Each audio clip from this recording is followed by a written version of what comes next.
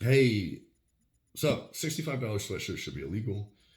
And the person who told me that also told me. So that was her second tweet. She circled back to tell me the $65 sweatshirt should be illegal.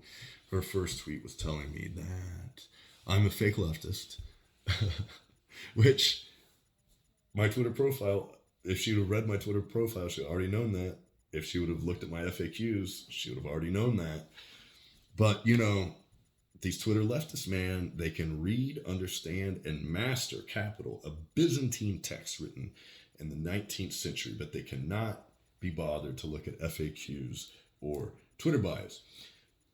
But I was a fake leftist because I was selling overpriced merch to people who can't afford it. So, which is like so insulting to people who like cola.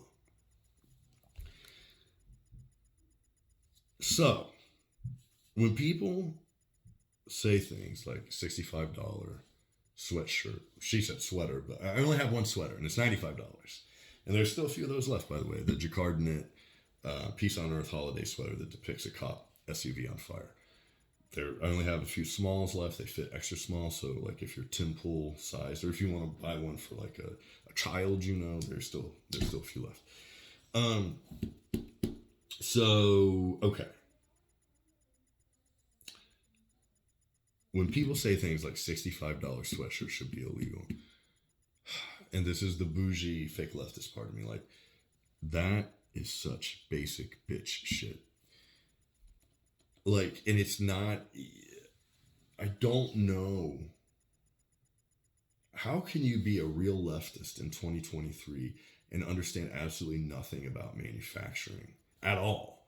To the like having no awareness even of like what things cost and why they cost that much and how much it costs to make things that mitigate exploitation of labor throughout the supply chain to some extent, and how that mitigation, each instance of mitigation of exploitation, adds to the price of the product. How you can be completely unaware of that in 2023 and walk around self-enamored because you're a real leftist is pretty wild to me. Like people who complained about Hassan, I guess, has a $40 t-shirt, and there was some John Brown gun club talking about how, oh, gauche, that was like a lot of people, oh, gauche, gauche, gauche. Every once in a while, we all discover a little word that we love so much, whether it's gauche or tanky or what the fuck ever.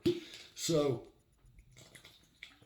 those people, those real leftists, are right there, handshake emoji, with the chuds who a couple 2-3 years ago were giving AOC shit for having like a $50 sweatshirt, $55 sweatshirt. It was fucking made in America and it was union printed. Hassan's $40 t-shirt was like the t-shirt was either union made or union printed. That's a minor miracle, and the only reason those people can afford that, I don't know about the Hassan's like buys, but AOC must have bought, because there's a t-shirt. Sweatshirt's more expensive than t-shirts. To sell a $55 made in America union printed t-shirt, her buy had to be fucking nuts. I don't even know how many units it would take for her to get her costs down so that she could sell something at $55 for a profit. And Hassan's $40 t-shirt, if it's made in America and union printed, is a fucking steal. Like that's just for him to make anything on that.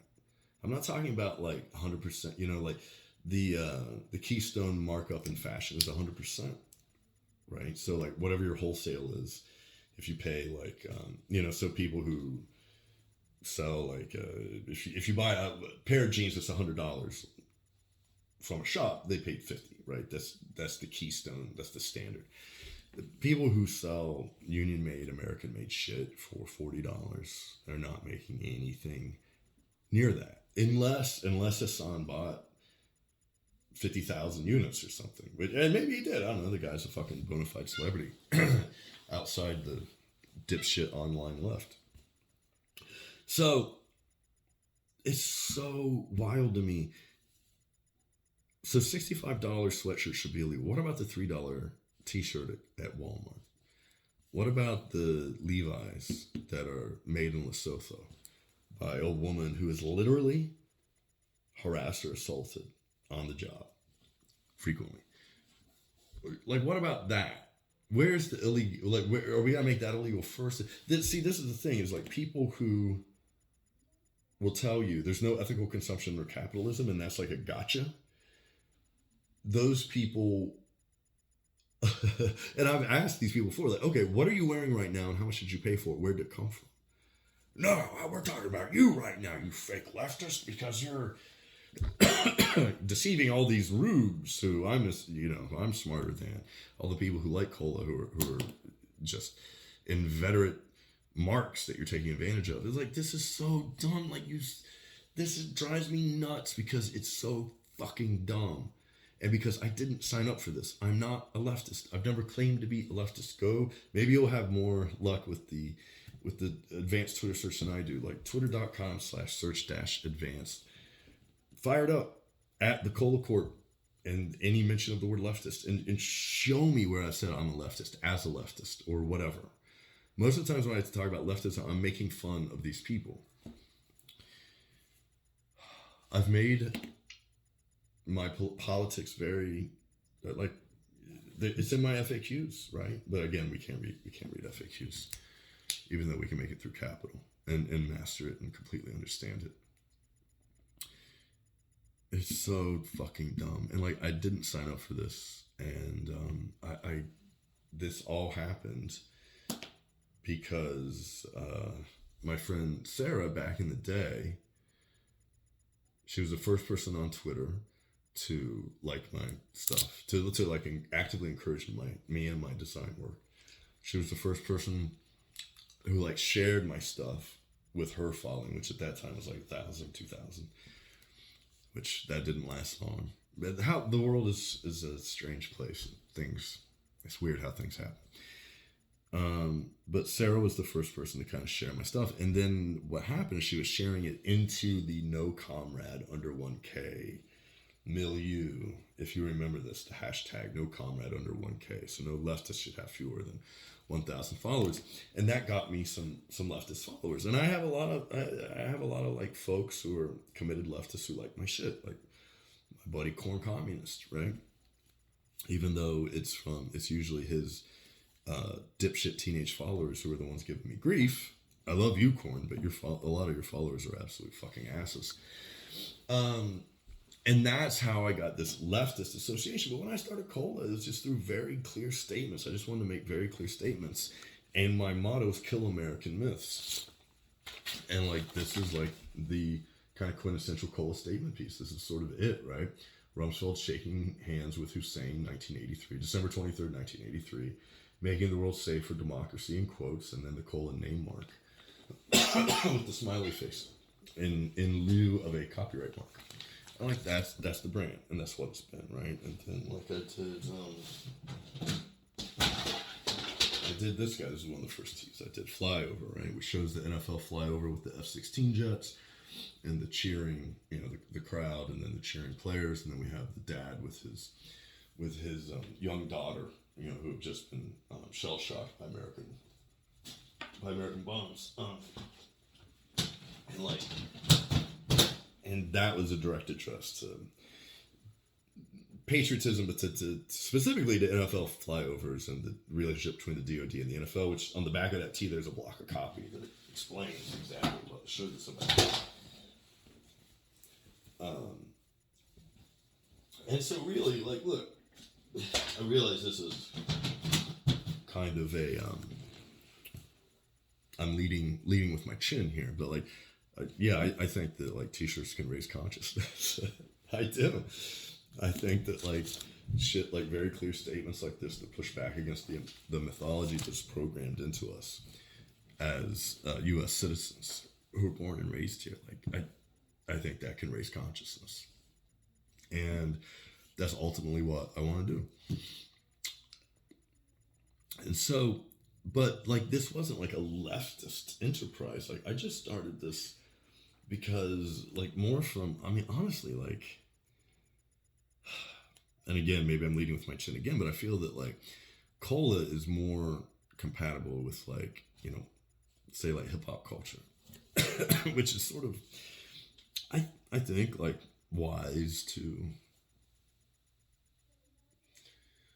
police state, the implications of the police state, the implications of police conduct, all this shit.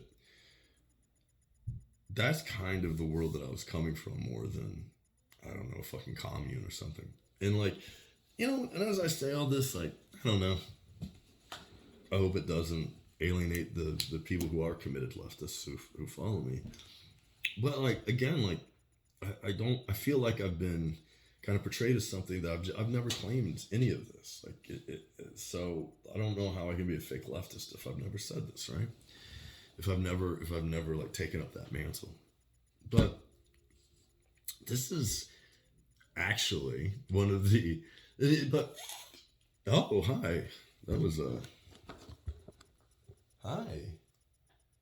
That was quite a little cry from Bear. So anyway. Yeah, I don't get the whole, there's no ethical consumption under capitalism, therefore I'm a real leftist for not thinking about the origin of the provenance of my clothing, and then anybody who tries to like make union made stuff, made in the USA stuff, or just buy from overseas factories. Like, a lot of my stuff comes from China, a lot of my bootleg shit. But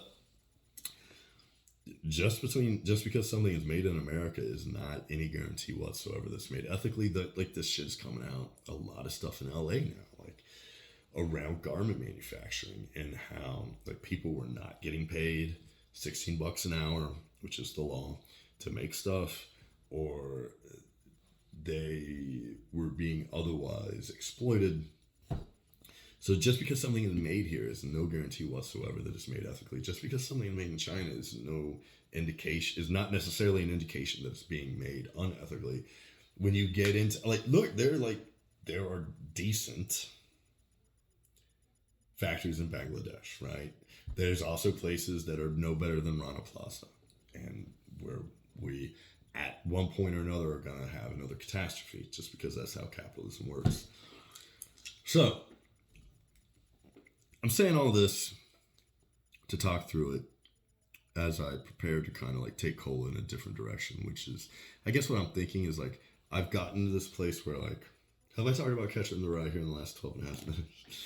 How I know that it's like, it's problematic.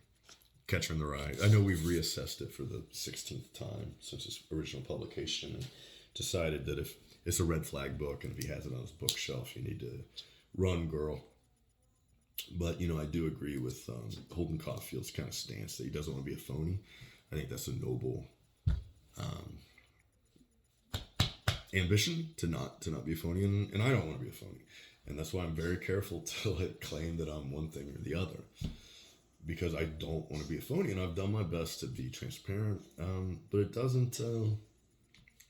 I kind of just ended up in this absurd spot where like, because I've only got like 2,500 Twitter followers, but like I'm so scared that, and this is dumb. I shouldn't feel this way. It shouldn't bother me, right? Just do you. I appreciate everybody saying that in the comments. Just Cola, you do you. Keyboard warriors are gonna have their say.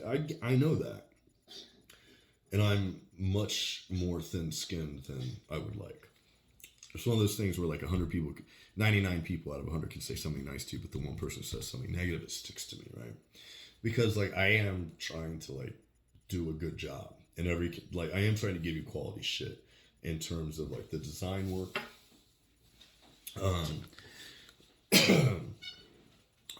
and in terms of like the garment, right? So I want to give you quality. Like, I'm not trying to pass off bunk product to anybody.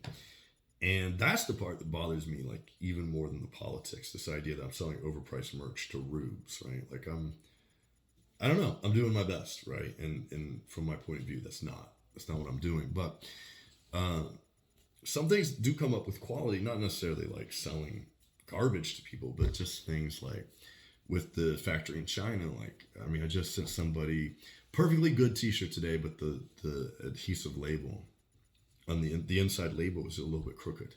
I'm like, fuck, man, like that's not representative of how I approach what I do. And so what I'm going to do this summer is think I'm just gonna completely change. Instead of having like 16 t-shirts at a time, I'm probably gonna have like 4. They'll all be screen printed. They'll all be screen printed here. And I don't know if that's gonna work. But I think it's where I need to go next. So anyway, this is one of however many videos I'm gonna make where I just kind of talk through this shit. That's it. All right. Thanks, guys. Bye.